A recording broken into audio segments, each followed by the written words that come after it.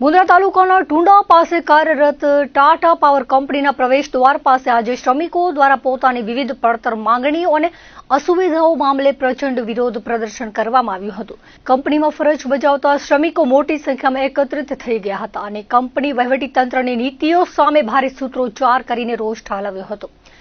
આ વિરોધ પ્રદર્શન પાછળ મુખ્યત્વે કામના કલાકો અને કેન્ટીનમાં મળતા જમવાની નબળી ગુણવત્તા જવાબદાર હોવાનું મજૂરોએ જણાવ્યું હતું.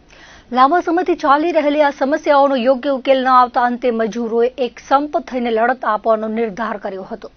આ આંદોલન દરમિયાન પરિસ્થિતિ ત્યારે વધુ વણસી હતી જ્યારે વેસ્ટ બળતણ બહાર લઈ જવાના બદલે શ્રમિકોને કંપનીના સિક્યુરિટી ગાર્ડ વચ્ચે ઉગ્ર બોલાચાલી અને ઘર્ષણના દ્રશ્યો સર્જાયા હતા. આ વિવાદને પગલે ગેટ પાસે તંગદિલી વ્યાપી ગઈ હતી અને કામગીરી પણ પ્રભાવિત થઈ હતી. મજૂરોનો આક્ષેપ છે કે તેમની પાયાની જરૂરિયાતો પ્રત્યે તંત્ર ઉદાસીન વલણ દાખવી રહ્યું છે.